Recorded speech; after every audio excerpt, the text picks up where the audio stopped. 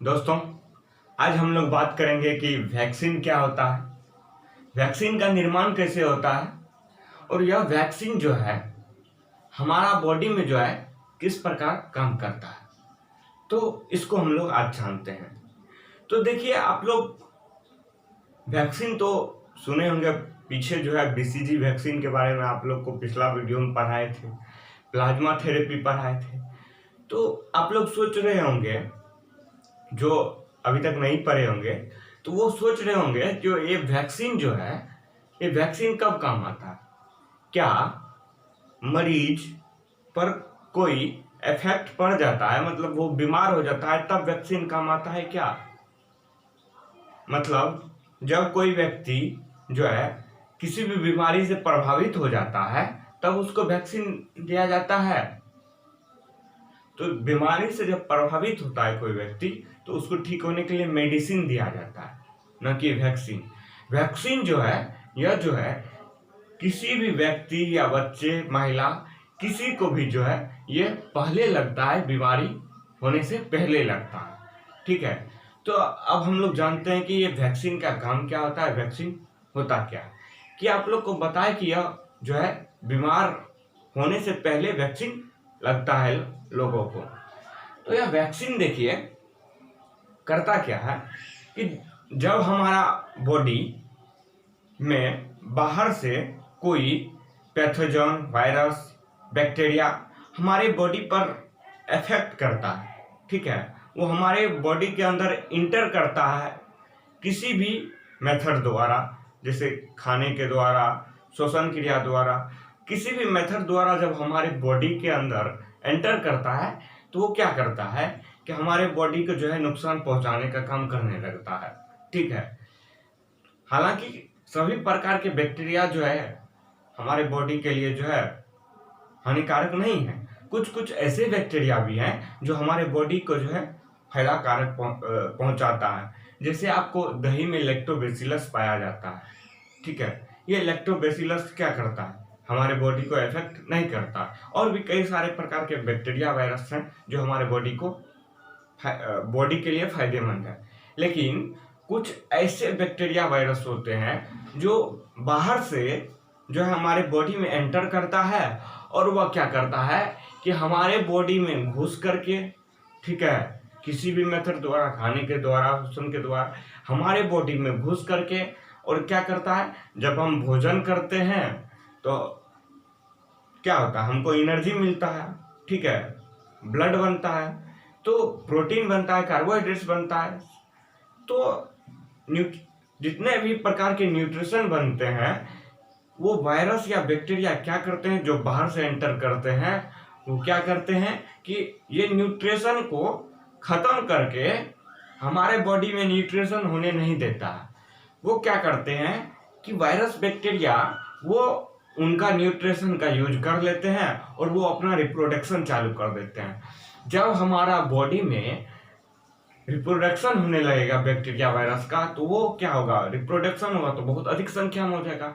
जब वो बहुत अधिक संख्या में हो जाएगा तो क्या करेगा, हमारा बॉडी को इफेक्ट करेगा। हमारा बॉडी को जब इफेक्ट पड़ेगा तो हम उससे, बीमारी से ग्रसित हो जाएंगे। ठीक है, तो यही काम इसी बैक्टीरिया, वायरस को रोकने के लिए जो है वैक्सीन का निर्माण होता है। तो जानते हैं कि वैक्सीन का निर्माण कैसे होता है, इसको हम जानते हैं। तो पहले जानिए कि वायरस या बैक्टीरिया को रोकने का काम कौन करता है, एंटीबॉडी करता है। हमारा बॉडी में जो है इम्यून सिस्टम पाया जाता है, वही इम्यून सिस्टम जो है एंटीबॉडी का फॉर्मेशन करते हैं। और एंटीबॉडी का काम क्या होता है कि बैक्टीरिया को मारने का, वायरस को मारने का। ठीक है, तो ये एंटीबॉडी हमारा इम्यून सिस्टम में पाया जाता है। बच्चों सब में इम्यून सिस्टम मजबूत होता है और जैसे जैसे हमारा एज ढलते जाता है, ठीक है, तो उस प्रकार से हमारा इम्यून सिस्टम जो है स्ट्रांग होना कम हो जाता है, मतलब वो कम स्ट्रांग होने लगता है। ठीक है, बच्चों में स्ट्रांग ज्यादा होता है इम्यून सिस्टम, और इम्यून सिस्टम में एंटीबॉडी पाया जाता है।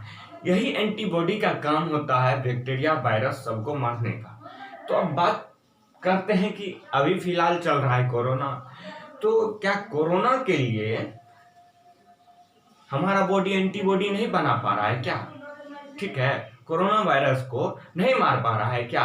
कि देखिए तो इसमें बात आता है एंटीबॉडी का। यहाँ काम क्या करता है कि एंटीबॉडी सबसे पहले उस वायरस बैक्टीरिया को यदि पहचान लेता है तभी उसको मार पाता है। लेकिन यहाँ क्या हो रहा है कि हमारे बॉडी में जो एंटीबॉडी है, वो इम्यून सिस्टम से जो एंटीबॉडी निकलता है, वो क्या हो रहा है कि वायरस को जो है पहचान ही नहीं पा रहा है। पहचानेगा तब ये तो मारेगा।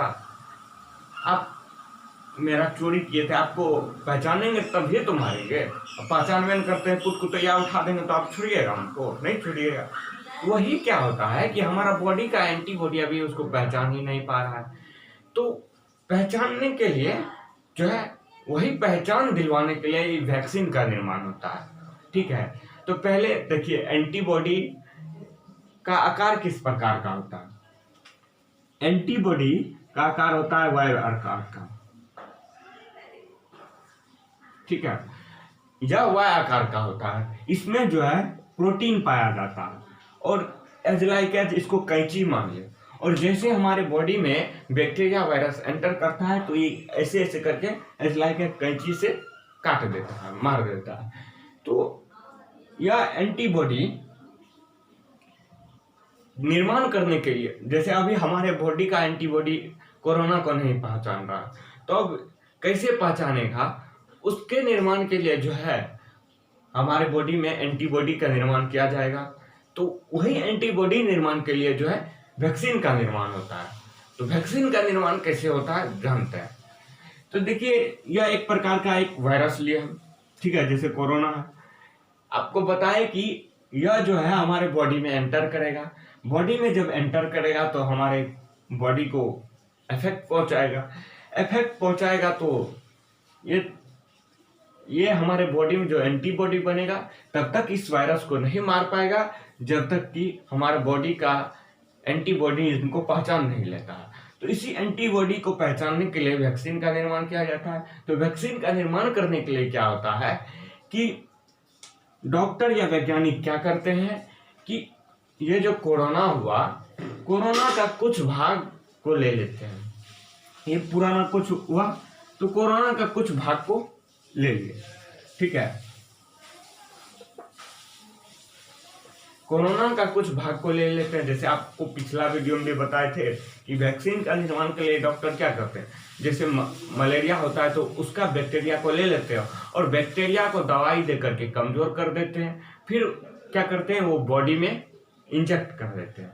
बॉडी में डालने के बाद क्या होता है कि वहाँ बैक्टीरिया कमजोर हो जाता है, और जब कमजोर रहता है तो हमारा बॉडी में जो एंटीबॉडी बनता है, एंटीबॉडी को पहचानने में जो है थोड़ा टाइम लगता है। जैसे ही एंटीबॉडी, हमारा बॉडी का जो एंटीबॉडी होता है वो पहचान लेता है कि वही धीरे धीरे करके थोड़ा टाइम लगता है, पहचान लेता है, तो फिर क्या करता है, वही एंटीबॉडी उस बैक्टीरिया को मार देता है।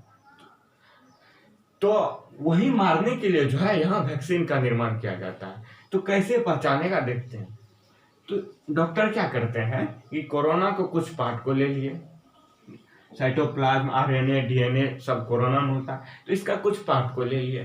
कुछ पार्ट को लेकर के क्या करते हैं कि कुछ पार्ट को लेकर के इसको कमजोर कर देते हैं। ये पूरे रहेगा, पूरे रह करके हमारा बॉडी में हमला करेगा, तभी तो हमें इफेक्ट होंगे, तभी तो इफेक्ट होंगे। लेकिन अभी क्या हो रहा है कि कोरोना डायरेक्ट इफेक्ट करता है, और क्या होता है कि हमारा बॉडी में जो एंटीबॉडी पाया जाता है वह जो है नहीं पकड़ पा रहा है, नहीं पहचान पा रहा है उसको। जब तक पहचानेगा नहीं, धुएगा नहीं। अब जब तक नहीं पहचानता है तब तक में कोरोना धोकर के चल जाता है आदमी को। तो डॉक्टर क्या कर रहे हैं कि इसी वायरस का जो है कोरोना का कुछ पार्ट को ले लेते हैं, कुछ पार्ट को वीक करके हमारा बॉडी में जो है इंजेक्ट कर देते हैं, बॉडी में डाल देते हैं। तो अब जब बॉडी में डालेंगे तो यहाँ कोरोना क्या हो गया, वीक हो गया।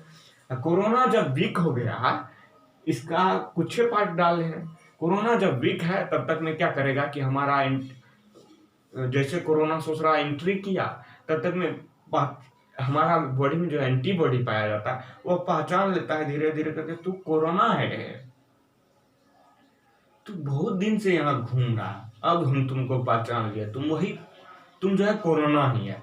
पकड़ के धार पर उठा पटक के देते हैं हम। अभी क्या हो रहा है कि कोरोना को हमारा बॉडी का जो एंटीबॉडी है वो पहचान ही नहीं पाया। तो वैक्सीन निर्माण के लिए डॉक्टर लिए और ये क्या किए, कुछ पार्ट को इसमें बॉडी में, हमारा बॉडी में इंजेक्ट कर देते हैं। तो इंजेक्ट करने के बाद जो है यही वीक पार्ट जो होता है वही वैक्सीन कहलाता है। ठीक है, तो अब हम लोग जानते हैं कि अच्छा इतना आसान है वैक्सीन बनाना?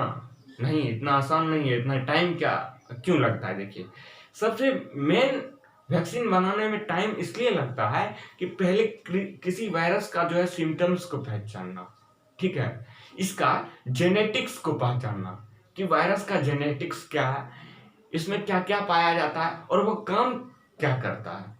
तो डॉक्टर क्या कर रहे हैं कि इसी को पहचानने में लगे हैं, और कहीं कहीं आप पहचान भी लिए हैं, वहाँ ह्यूमन ट्रायल भी चल रहा है। ठीक है, ह्यूमन ट्रायल भी चल रहा है।